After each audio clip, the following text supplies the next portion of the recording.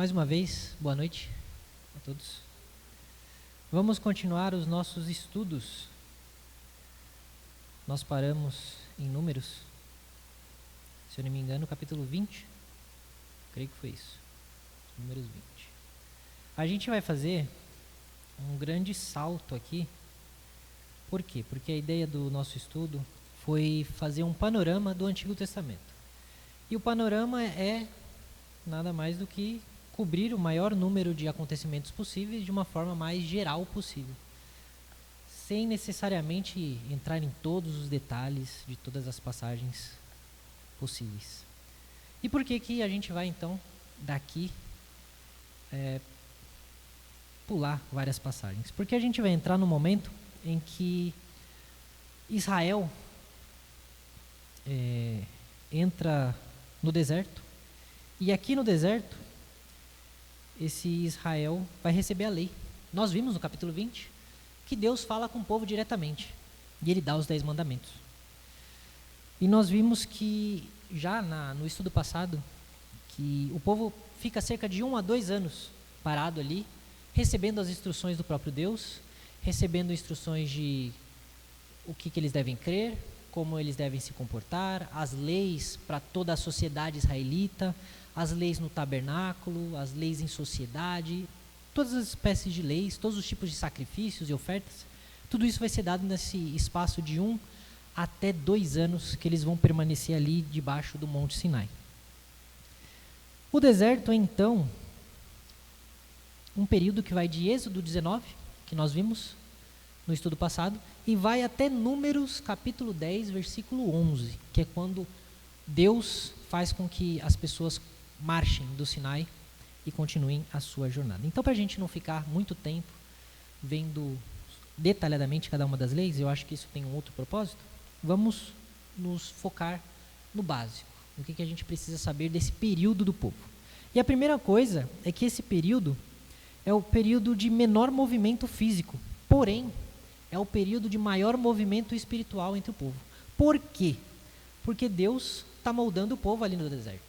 É no deserto que o povo aprende quais são os pecados a serem evitados. É no deserto que o povo aprende a diferença entre o Deus de Israel e os falsos deuses do Egito.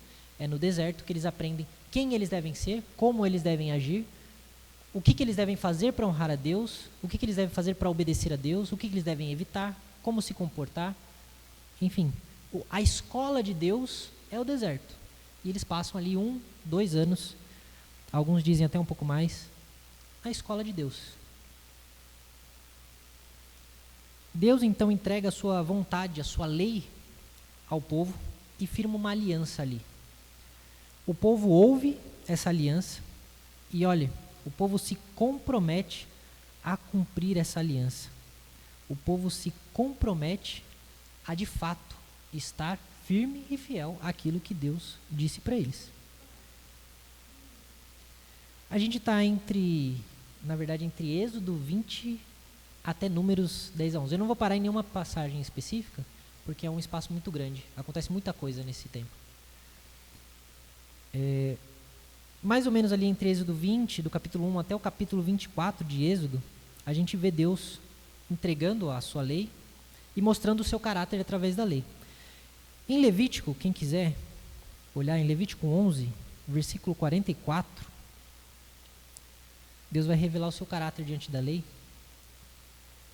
Ele vai dizer o seguinte, se alguém achar antes de mim, pode ler, tá? Então, Levítico 11, versículo 24. 44. 44. Isso.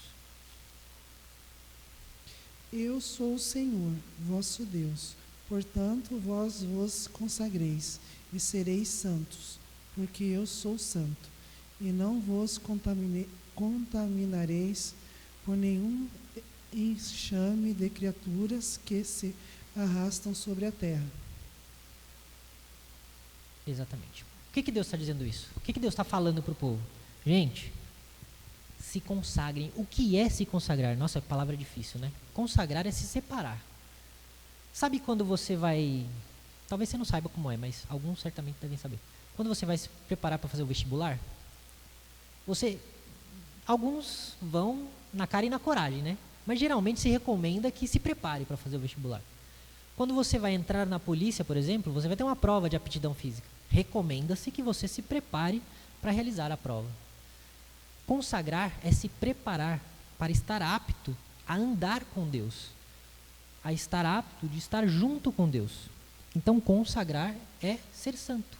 Como é que é ser santo? Ser santo é ser canonizado, ter uma auréola desenhada atrás da cabeça, uma posição assim, falar, cai uma luz sobre você e fala, você é santo? Não, ser santo é ser alguém piedoso, alguém que honra a Deus, que serve a Deus de forma santa, de forma pura. Ser santo é ser puro. É alguém que segue as leis de Deus. Não à toa, o Novo Testamento vai chamar todos os cristãos de santos. Não somente um ou outro, mas todos os cristãos são chamados de santos. Porque todos são separados por Deus, chamados a viver de uma vida pura. Então, quando nós nos separamos para viver uma vida pura diante de Deus, nós estamos cumprindo aquilo que Ele está mandando que nós façamos. Sejam santos, porque eu sou santo. Nós devemos ser um reflexo do caráter de Deus. E é isso que ele está falando. A escola de Deus é para ensinar a gente a ser mais parecido com o próprio Deus. A gente não fala que a gente é imagem e semelhança de Deus? Por que será que a gente é imagem e semelhança de Deus? É porque Deus tem barba, tem bigode? É porque Deus tem 2 braços, 2 pernas? Não. É porque a gente reflete, entre tantas coisas, o caráter de Deus. Deus criou todas as coisas. Nós criamos diversas coisas. Deus deu criatividade ao homem. Deus atribuiu ao homem diversas características que ele já possuía. Então nós somos uma imagem e semelhança de Deus nesse sentido. Representamos a Deus. E se Deus é santo, nós devemos ser santos. Porque imagina você representar a Deus que é santo, não sendo santo. O que você está fazendo com a imagem de Deus? Você está caluniando a imagem de Deus. Você está depredando a imagem de Deus. E não é isso que Deus requer daqueles que se dizem servos dele.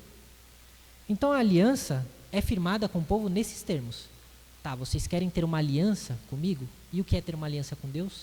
É, entre aspas, para ficar um pouco mais fácil de entender, casar-se com Deus. Não literalmente, mas estar num relacionamento sério com Deus. Então se vocês querem entrar nesse relacionamento sério com Deus, a forma é essa. Se separem e sejam santos, porque eu sou santo. Se vocês não se consagrarem, não se separarem, se vocês não forem santos, não vai ter aliança, não vai ter relacionamento. Então a aliança é firmada em Êxodo 24, do 6 a 8, onde Moisés pega metade do sangue de dos sacrifícios. Ele põe em uma bacia e a outra metade ele asperge sobre o altar. Depois ele pega o livro da aliança, ele lê para todo o povo o livro da aliança, e todos aqueles que ouvem a leitura de Moisés dizem para ele, tudo que o Senhor falou, nós faremos e obedeceremos. Ou seja, ninguém aqui está sendo forçado, porque Deus não força você a servir a Ele. Deus não vai te induzir a servir a Ele. Mas o povo diz, não, eu farei aquilo que o Senhor me mandou fazer. Então Moisés, ouvindo isso, pega o sangue e asperge também sobre o povo. E diz, eis o sangue da aliança que o Senhor fez com vocês de acordo com todas essas palavras. Por que o sangue? Porque o pecado só pode ser perdoado com sangue. Então aqui, Moisés já está prefigurando ou antecipando aquilo que Jesus faria na cruz. Por que Jesus teve que morrer? Porque somente alguém perfeitamente puro e santo poderia estar no lugar dos pecadores e pagar a dívida dos pecadores. Se o salário do pecado é a morte, alguém precisa morrer. Só que se eu morro, vamos supor que eu fosse uma pessoa sem pecado. Se eu morresse, eu no máximo conseguiria pagar as minhas dívidas. Se eu sou sem pecado, beleza, resolvi o meu problema. Mas eu não posso resolver o problema da Rafaela, da Letícia, do Francisco. Por isso que Jesus teve que morrer. Porque ele, além de resolver o problema de uma pessoa, ele resolve o problema de todas as pessoas. O sacrifício de Cristo, ele é aplicado àqueles que creem, mas ele é suficiente para salvar todos. Tanto é que se todas as pessoas do mundo crescem, todas elas seriam salvas. Porque não há limite no poder e no sacrifício de Jesus Cristo. O problema é que alguns não creem. E por não crerem, não fazem parte da aliança. Por isso que Moisés está dizendo aqui. Ele pega o sangue, que simboliza o sangue de Cristo, asperge sobre o povo e diz, pois bem, agora vocês fazem parte da aliança. Vocês fazem parte da morte e do sacrifício desse cordeiro aqui e estão debaixo do povo de Deus. Então a obediência é a resposta que o povo precisava dar para permanecer debaixo da aliança. Em Êxodo 19 a gente vê que se nós ouvirmos atentamente a voz de Deus e guardar a aliança dele, então nós seremos propriedade peculiar ou propriedade separada, povo específico, dentre todos os povos, porque toda a terra é minha, diz o Senhor, e vocês serão para mim um reino de sacerdote, uma nação santa. A gente viu isso repetir lá em Pedro, 1 Pedro, que ele vai falar que nós, quando somos feitos filhos de Deus, Deus nos chama a ser primícias ou escolhidos, uma pequena porção especial de tudo aquilo que Deus já tem. Quer dizer que Deus só governa sobre a igreja? Lógico que não. Ele fala, toda a terra é minha, tudo que eu criei é meu, mas vocês são um povo particular. Eu tenho um cuidado especial por vocês. Eu tenho um carinho especial por vocês. Então nós somos chamados a ser reino de sacerdotes e uma nação santa. Repare que o adjetivo santo vai aparecer muitas vezes. Porque a gente precisa ser santo como Deus é santo. E isso aponta para Cristo de que forma? Mateus 5,17 diz, não pensem que vim revogar a lei ou os profetas. Não vim para revogar, mas para cumprir. Cristo não veio abolir a lei, não veio acabar com a lei. Tem gente que acha que os 10 mandamentos é coisa do passado. A gente não precisa cumprir 10 mandamentos nenhum. Não. Cristo veio cumprir a lei e ele ordena que nós cumpramos a lei de que forma? Amando a Deus sobre todas as coisas e amando o próximo como a nós mesmos. A gente já falou isso. Quem é que mata alguém que ama? Quem é que rouba alguém que ama? Quem é que adultera alguém que ama? Quem é que inveja uma pessoa amada? Se você ama o próximo, você não vai cometer os pecados contra aquela pessoa. E quem é que comete qualquer coisa contra alguém se ama a Deus em primeiro lugar? Não tem como. Porque você tem temor de Deus, você ama a Deus. Isso significa que vamos ser perfeitos? Não. Mas significa que nós vamos viver ativamente de acordo com o que Deus espera da gente. A gente falha. Mas a nossa intenção não é falhar, é acertar. Essa é a diferença. Em Hebreus 9, 25 a 28, nós vemos que Cristo, ele se faz o mediador da nova aliança. Por quê? Hebreus vai dizer que ele, Jesus, não entrou para oferecer a si mesmo muitas vezes, como sumo sacerdote, entra todos os anos. Por quê? Naquela época, eles todo ano tinham que entrar no templo, na parte mais interna do templo, e oferecer um sacrifício pelo pecado do povo. Porque um cordeiro não podia perdoar o pecado de todo mundo. Então eles tinham que todo ano estar lá oferecendo sacrifício. Quando Cristo morre, acabou. Não precisa mais de sacrifício. Porque que sangue é maior e mais poderoso que o de Cristo? Se Cristo perdoa todos os pecados, por que eu preciso de mais sacrifícios? Eu não preciso de mais sacrifícios. Então o Hebreus vai dizer que ele não entrou para se oferecer várias vezes. Ele não está morrendo toda vez. Ele não está morrendo todo culto. Ele não está se sacrificando de novo. Não. Se fosse assim, ele precisaria ter sofrido muitas vezes desde a fundação do mundo. Agora, porém, ao chegar o fim dos tempos, ele se manifestou uma vez por todas para aniquilar o pecado por meio do sacrifício de si mesmo. E assim como aos homens está ordenado morrer uma só vez, ou seja, não tem reencarnação, não tem segunda chance, não tem prorrogação, não tem os pênaltis, é uma vez só, morreu, acabou. Assim como está ordenado ao homem morrer uma só vez, vindo depois disso o juízo, assim também Cristo, tendo se oferecido uma vez por todas, ou seja, não tem uma segunda, não tem uma terceira, para tirar os pecados de muitos, aparecerá a segunda vez, não para tirar pecados, mas para salvar aqueles que esperam nele. Acabou. Cristo já fez o que tinha que ser feito. O que falta agora é crer. Eu creio. Eu estou debaixo da aliança de Deus. Eu creio que o que Cristo fez perdoa os meus pecados. O sangue do animal no Sinai antecipa a morte de Jesus Cristo. Cristo vai dizer na ceia: este cálice é a nova aliança no meu sangue derramado por vocês. Aquele suquinho de uva, que algumas igrejas ainda usam vinho, ele representa o sangue de Jesus Cristo, que foi derramado por nós. E ali é onde foi inaugurada a nova aliança, a aliança do sangue de Cristo. Aquele sangue que foi aspergido no povo, que a gente leu aqui no deserto, agora está no sangue de Cristo. O sangue de Cristo é jogado sobre nós. Depois, nós temos a realidade do tabernáculo, nesse período em que eles ficam no deserto. E esse período vai mais ou menos ali do capítulo 25 até o 40 de Êxodo. E Deus vai ordenar um santuário, mas um santuário móvel, que eram tendas. Eles armavam uma tenda e aquela tenda funcionava como um templo. E ali Deus se manifestaria entre o povo. Uma coisa interessante é que Deus ele faz isso para que o povo visse que ele caminhava com eles.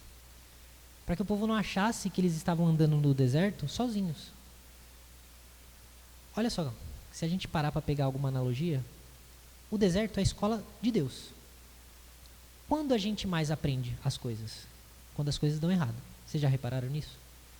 A gente aprende quando a gente bate a cara na parede, quando algo que a gente queria muito não dá certo, quando a gente se enfia naquela coisa que todo mundo falou pra gente, não vai, não faz aquilo, não vai pra lá, a gente vai dar mal, a gente fala, realmente, agora eu entendi.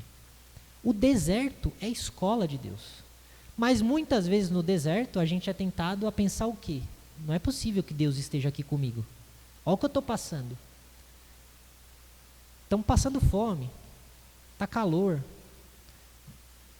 eu não consigo ver perspectiva, o que está acontecendo, onde é que está Deus nessa história? E no deserto, Deus está caminhando com o povo. O templo de Deus, que no caso era a tenda, era a presença de Deus manifesta no meio do povo para que eles entendessem que Deus está com eles no deserto. E isso aponta para Cristo porque Cristo é o tabernáculo encarnado. Como assim? João 1,14. Quem pode achar aí para a gente? Evangelho de João, capítulo 1, versículo 14.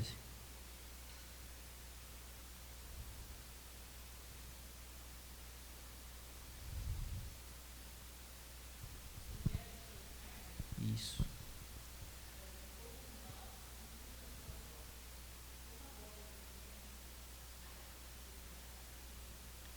Isso aí. O verbo. Quem é o verbo? Quem é o verbo? Jesus, Deus. Ele é o verbo. Algumas Bíblias trazem a palavra, né? O versículo 1 de João, capítulo 1 diz: no princípio era o verbo, no princípio era a palavra, e a palavra estava com Deus e a palavra era Deus. E esse verbo, essa palavra, se fez carne e habitou entre nós, cheio de graça e de verdade.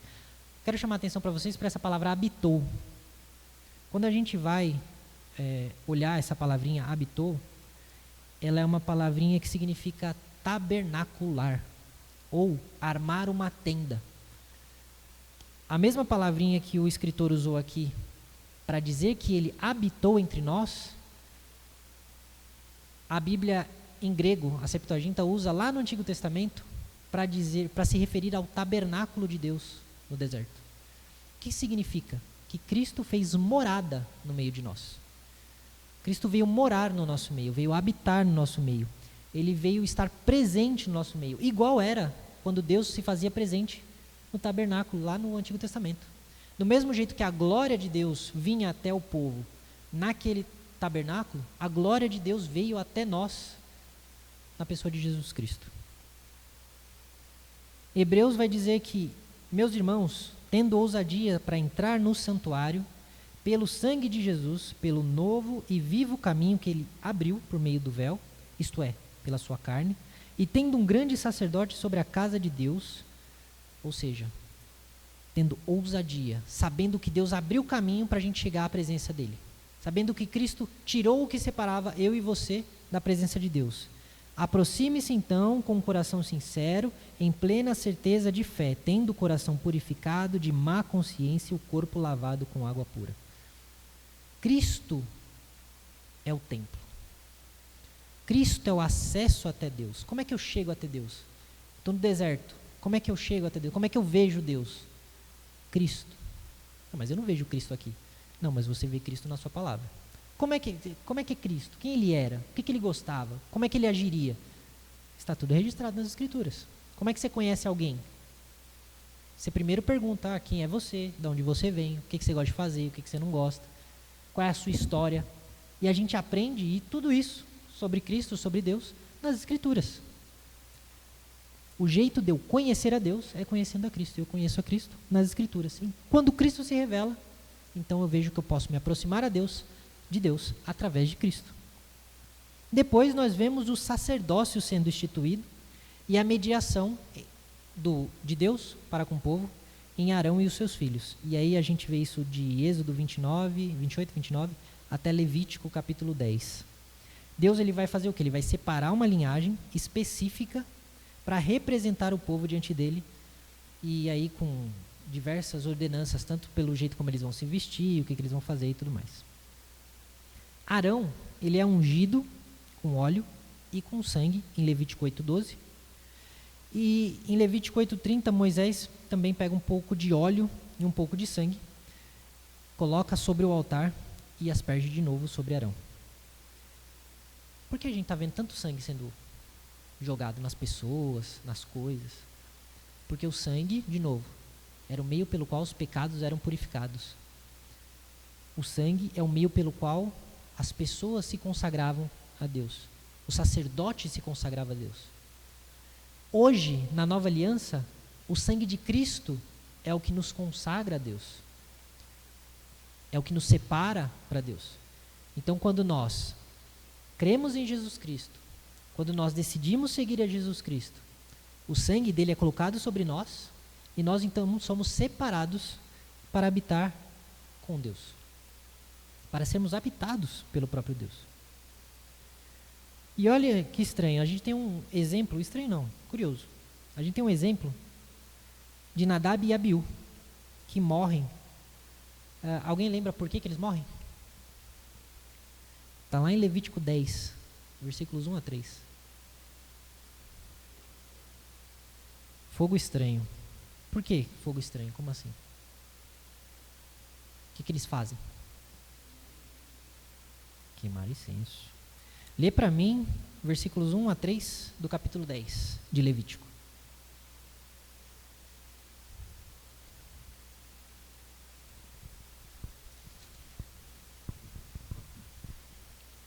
Levítico 10, de 1 a 3. 1 a 3.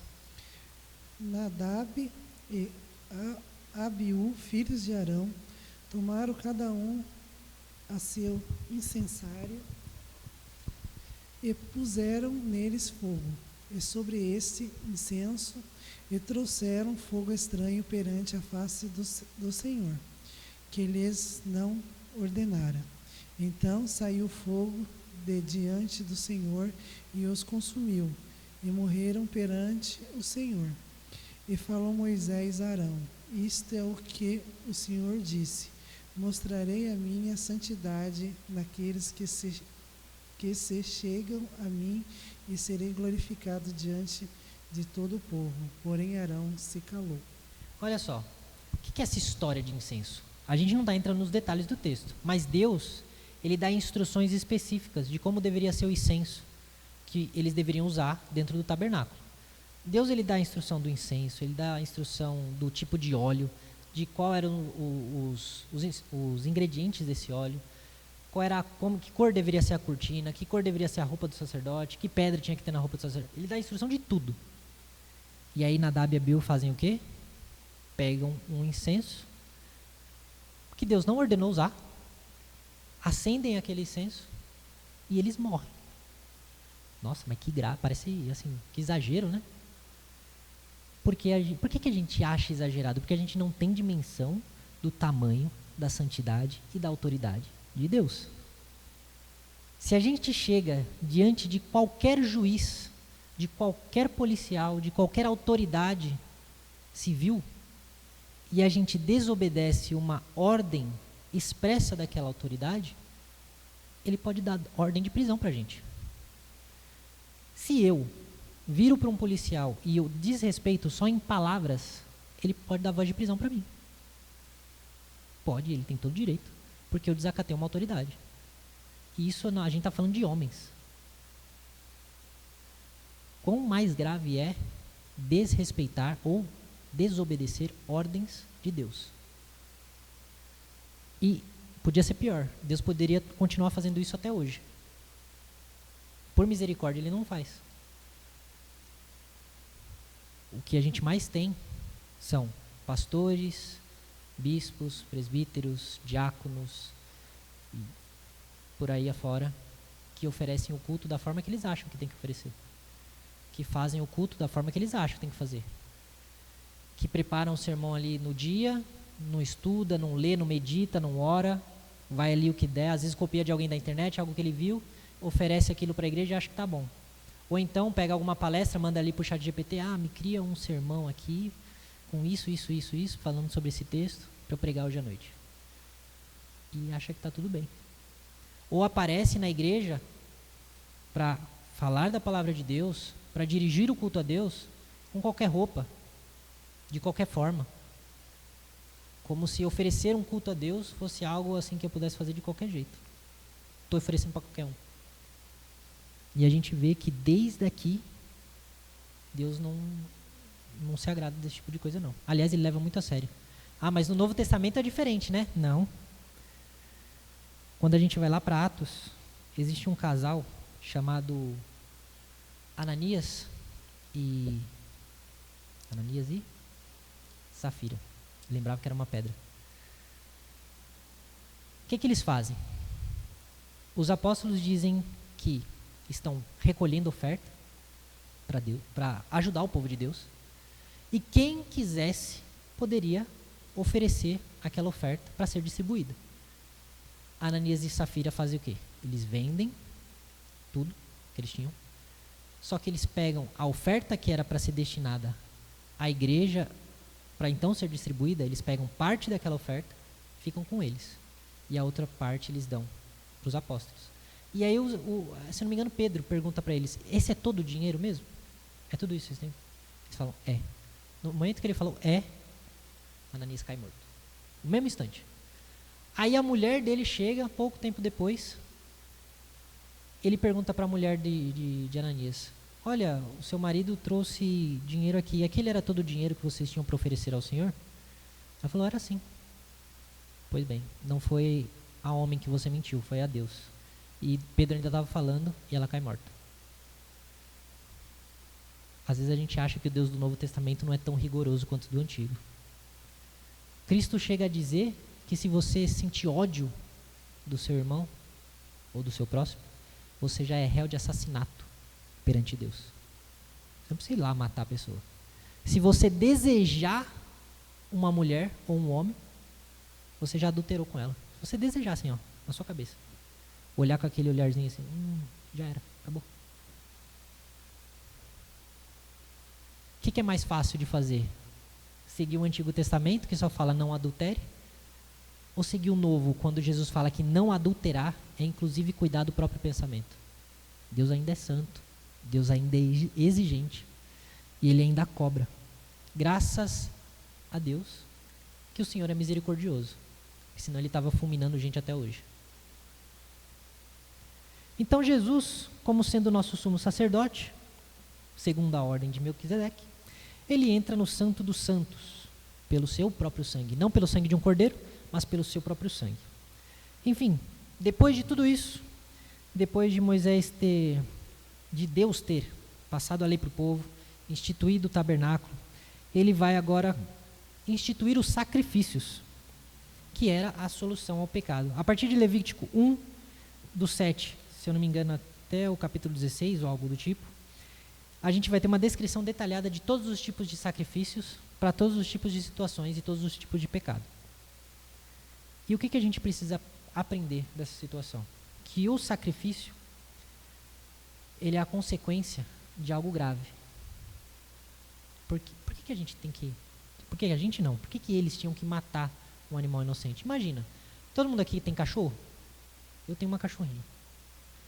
Tem, né? Se não tem, já teve ou conhece alguém que tem. O bichinho é bonitinho, né? Vocês já viram uma ovelha? É bonitinho também, não é? Agora imagina que você teria que oferecer uma ovelha de 1 ano, filhotinha ainda, todo ano, e cortar a garganta dela.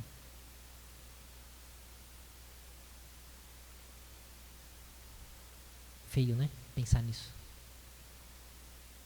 Por que algo tão terrível acontece? Para algo tão terrível acontecer, isso tem que Tem que ter acontecido algo muito grande para explicar isso. Como é que você vai matar um bichinho inocente, bonitinho, de uma forma tão feia? É o pecado. O pecado, ele é tão ruim, ele é tão perverso, ele é tão mortal, que ele nos faz ter que presenciar a morte, inclusive a morte de seres inocentes. O que foi, senão o pecado, aquilo que causou a morte de Cristo? E Cristo não teve simplesmente a garganta cortada. Cristo apanhou. Cristo foi chicoteado com lascas de metal e osso que rasgavam a pele. Cristo teve uma coroa de espinhos colocada na cabeça, que bateram na cabeça dele com vara, com a coroa já na cabeça. Cristo teve as suas mãos e os seus pés furados por pregos deste tamanho, por causa do pecado. E a gente peca que nem sente. A gente peca que, olha, se deixar, é tipo, deixa a vida me levar, né? E peca, como se não fosse nada. O sacrifício, a morte do inocente, é a prova de quão grave é o pecado. E por causa disso, sabendo da gravidade do pecado, Deus preferiu dar o seu filho no nosso lugar, ao invés de deixar todos nós morrermos. Porque Deus podia simplesmente deixar. Deixa o ser humano aí. O ser humano não escolheu pecar? Deixa ele morrer. Deus não precisa da gente mesmo. E ainda assim, Deus oferece Cristo como sendo o Cordeiro de Deus, que tira o pecado do mundo, para morrer de uma vez por todas por nós, substituindo todos os outros sacrifícios. É assim que a gente é santificado. É assim que a gente é purificado. É assim que a gente é consagrado. É assim que a gente se torna santo. Quando nós cremos no sacrifício de Cristo, esse sacrifício é colocado sobre nós. Um pouco mais adiante, Deus fala de novo que o povo deveria ser santo porque ele é santo, e ele dá lei sobre a alimentação.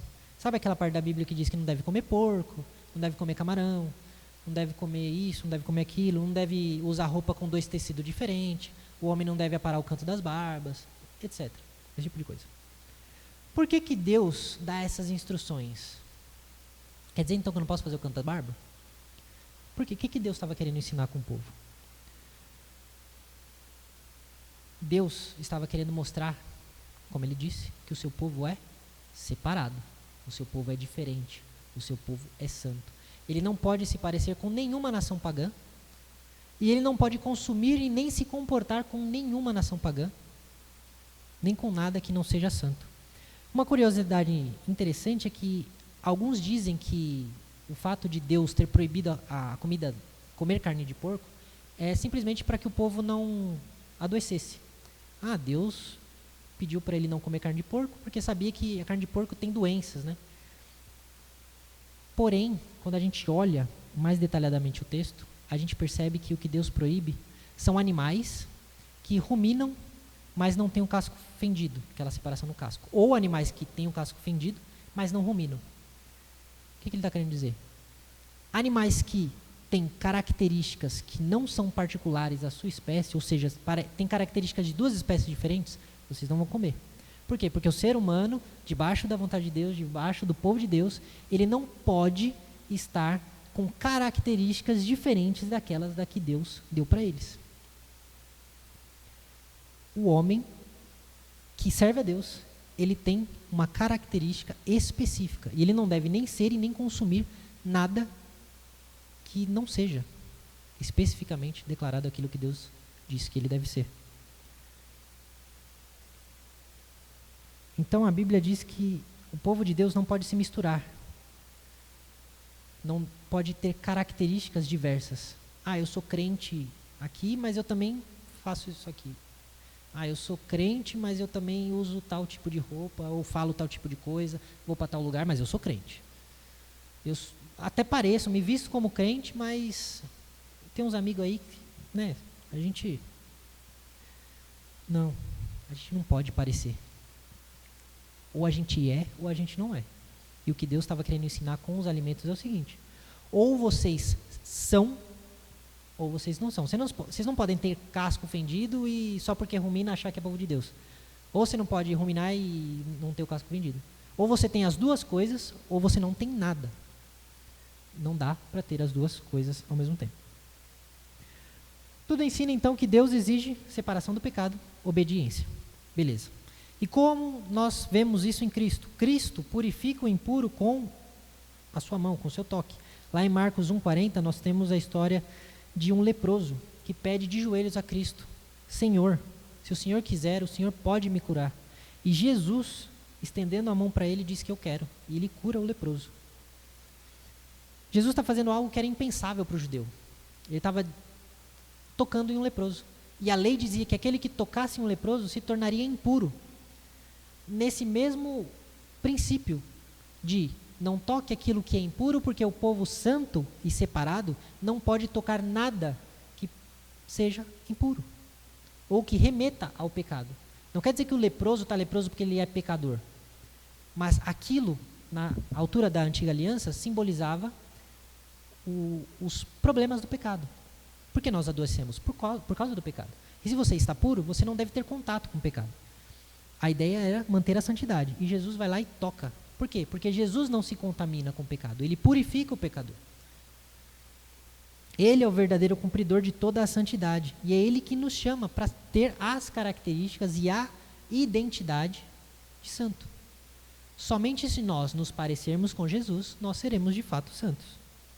E a última parte do nosso texto, que começa lá em Números 1 e vai até número 10, é Deus organizando a jornada do povo para eles saírem do deserto. Antes de Israel deixar o Sinai, Deus ele organiza um acampamento, os levitas, as tribos, e coloca cada um deles em um determinado local, para que quando eles marchassem numa fila, mas numa fila da forma como Deus instruiu. Em Números 1, Deus vai mandar fazer um recenseamento, que ele vai mandar pedir para ver quantas pessoas estão ali, de cada tribo. Depois ele vai, nos 3 ou 4, separar os levitas para o serviço. Depois, no capítulo 9, as colunas de nuvem e fogo vão guiar o povo para sair dali. E quando a nuvem se move, o povo segue em Números 10. Para finalizar, depois da escola da vida, que é no deserto geralmente, que a gente chama de escola de Deus, na verdade. Depois que Deus já disse, olha, você precisa ser santo. Como é que você vai ser santo? Se afastando do pecado, mudando o seu jeito de ser, seu jeito de vestir, seu jeito de pensar, seu jeito de falar. Não quer dizer que você vai ter que andar agora de gravata, terninho o tempo todo, suspensório. Não é isso. Mas a sua identidade, o seu caráter. As pessoas vão olhar para você, vão conversar com você e falar, esse cara, ele é crente. Porque elas vão ver no seu comportamento. Porque se vestir que nem crente é fácil. Qualquer um consegue fazer isso. Agora, ser cristão de verdade, aí é mais difícil. E Cristo, como nosso líder fiel no deserto, ele nos conduz a aprender aquilo que ele tem para ensinar para a gente e a nos tornar aquilo que ele quer que a gente se torne. O Espírito é hoje aquela nuvem que estava no deserto e o fogo que ajudava a proteger e a conduzir o povo no deserto. Então, na escola de Deus, no deserto da vida, nós somos conduzidos pelo Espírito Santo a sermos santos, a sermos separados, a sermos consagrados a Deus. Como nós podemos aplicar isso? Primeiro, respeitando os mandamentos de formação de Deus para você. Muitas vezes, Deus vai fazer a sua vida dar uma parada para que você aprenda aquilo que Ele quer te ensinar. O deserto é a escola de Deus. A gente precisa aprender a ouvir o que Deus quer que a gente aprenda. Segunda coisa é que o cristão vive segundo a lei moral, não como meio de salvação, mas como expressão de santidade gerada pela graça. A lei de Deus não é para a gente alcançar o céu. A gente é incapaz de alcançar o céu. Paulo vai dizer aos Romanos que a lei veio para que a gente conhecesse o pecado e a nossa incapacidade de cumprir a lei. A lei existe para que você olhe para ela e veja, eu não consigo obedecer isso aqui. Eu não consigo seguir isso aqui. É impossível para mim. É para isso que a lei está lá. Para que você perceba que você não é suficiente. E percebendo que você não é suficiente, o que você faz? Eu preciso de ajuda, eu preciso de Deus. E aí você corre para Deus. Então você é salvo pela graça. E quando você é salvo pela graça, mediante a fé em Cristo, a graça te transforma. A fé em você te transforma. Seu amor por Deus te transforma. O Espírito Santo te transforma. E você passa a cumprir a lei, não por medo, nem por obrigação, mas por prazer. Porque você ama Deus. Terceiro, hoje somos habitação do Espírito Santo. Nós somos o tabernáculo, o templo vivo de Deus, chamados a viver em santidade, porque Deus é santo e Ele habita em nós. Deus não vai habitar em quem não é santo. Deus não vai habitar em quem Ele não separar para Ele. Deus não vai habitar em qualquer casa. Por isso, nós precisamos ser santos. Se nós não estamos sendo santos, duas coisas. Ou nós estamos entristecendo o Espírito Santo, ou o Espírito Santo não habita em nós. Quarto, não precisamos mais de sacerdotes humanos. Temos um mediador único. Cristo, quando se faz mediador em nosso lugar, Ele oferece o sacrifício de uma vez por todas.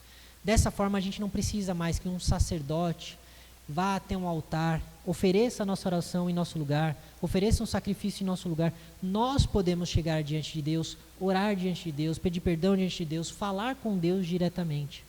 O que nós temos são líderes, e Deus instituiu líderes para a igreja também, que cuidam do povo, que pastoreiam o povo, que ensinam o povo, que zelam pela santidade do povo, que corrigem o povo, mas não que são mediadores do povo.